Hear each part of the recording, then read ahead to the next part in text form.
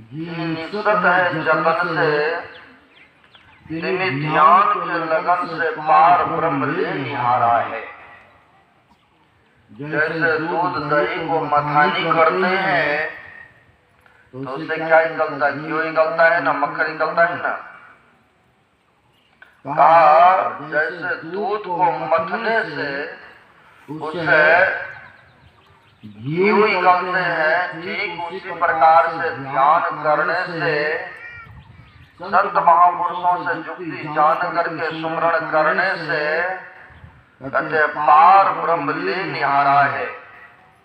वह ब्रह्म, वह परमात्मा, सब न उसका दर्शन करना चाहते हैं, सब न उनके मुलाकात चाहते हैं, सभी दर्शन चाहते, सब उनका मुलाकात करना चाहते, सब उनसे मिलना चाहते हैं। तो कैसे मिलेंगे? इस आंख से तो हवा भी नहीं दिखती है, दिखता है, केवल महसूस करते हैं कि हाँ हवा ठंडी ठंडी चल रही है, ठंडी लग रही है या गर्मी लग रही है? महसूस करते हैं आप केवल सज्जनों, लेकिन ऐसा किसका, कैसा आकार प्रकार, कैसा रंग रूप है नहीं देखते हैं। जब यह हवा भी नहीं दिखता है तो वह परमात्मा को कैसे देखेंगे आंख से? ये चाम के आंखों से संभवतः नहीं है। इसलिए कहा है महापुरुषों ने, चाम चश्म सो नजर न आवे, खोजो रोकी नैना। यानी इस चाम के आंखों से नहीं देख पाएंगे उस मालिक, उस परमात्मा को। तो कहते खोजो रोकी नैना, यानी आत्म दृष्टि होना चाहिए। आत्म दृष्टि से ही वह परमात्मा को देख सकते हैं। यानी तीसरा नेत्र यूं समझिए, दिव्य दृष्टि समझिए। जब तक तीसरा दृष्टि नहीं प्राप्त होगा तब तक परमात्मा की विभूति को नहीं जान सकते हैं। इसके लिए कहीं बाहर जाने की आवश्यकता नहीं है। संतों से, महापुरुषों से युक्ति भेद लेकर के ध्यान करने की जरूरत है। हमारे गुरु महाराज ने कहा है पदावली में, तर गयो अस्यो सब, यानी जिसने जिसने किया वह तर गए, उनका उद्धार हो गए, वह जन्म मरण के दुखों से सदा के लिए छूट गए। तो वही गुरुदेव कह रहे हैं,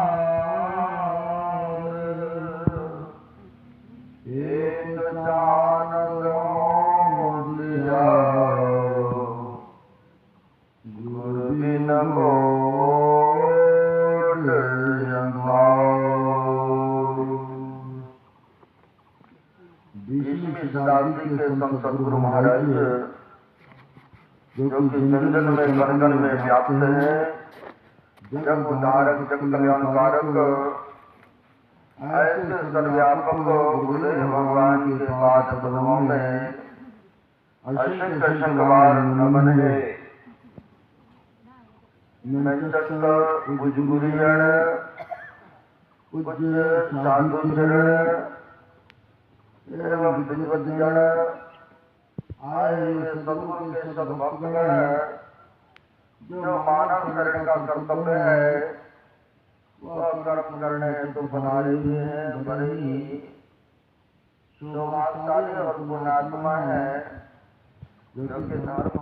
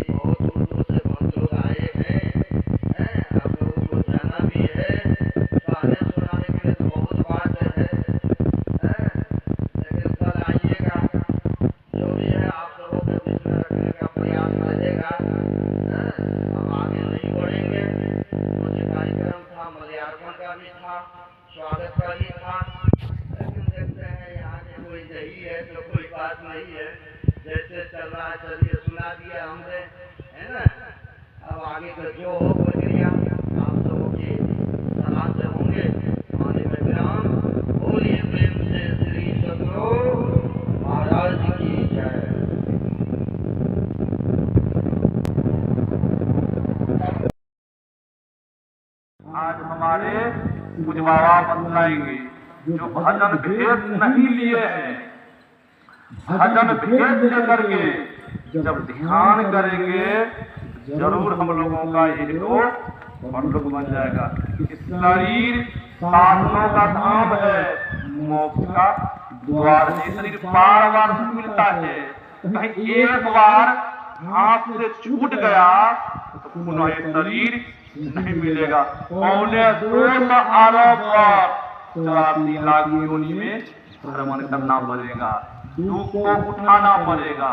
कहीं जीवन में जब गुरु बना लिए, भजन भेद ले लिए, हमारे सदगुरु महाराज जी ने कहा भक्ति पूरी नहीं हुई, शरीर छूट गया तो पुनः मनुष्य का शरीर मिलेगा। कितना लाभ है जो भजन भेद, कितना लाभ है जो भजन भेद लिए हैं। जो भजन भेद सदगुरु महाराज जी ने भले जो भजन भेद नहीं लिए हैं, जो भजन भेद नहीं लिए, दान पुण्य करते भजन भेद नहीं लिए हैं, दान पुण्य करते हैं, याद करवाते हैं, लंबी लंबी दाढ़ी हो गई है, महात्मा के भेद धारण कर लिए हैं। उनके बाद सदगुरु महाराज जी ने कहा गुरु जो नहीं बना रहे हैं, दान पुण्य जो कर रहे हैं, शरीर छूटेगा, उनको स्वर्ग की प्राप्ति होगी। स्वर्ग जाने से पहले पुण्यात्मा जी को फूल की माला दी जाती है। कहा स्वर्ग में, इसलिए स्वागत के लिए पुण्य करके गया है तो पुण्य कर्म करके गया है, स्वर्ग फूल की माला दी जाती है। फूल की माला मूर्छित होने पर, खून की पूंजी खत्म होने पर पुनः स्वर्ग से निकाल दिया जाता है। घर में चारों खान पुण्य कहीं ताहिर जावे, तुलसी सतमत सत गए स्वर्ग पर करे खेखार, नर्तन दुर्लभ देव को सब कोई हतभार। सज्जनों, जो भजन भेद नहीं लिए हैं, भजन भेद ले करके जब भजन करेंगे, ध्यान करेंगे तो जीवन का सार्थक हो जाएगा।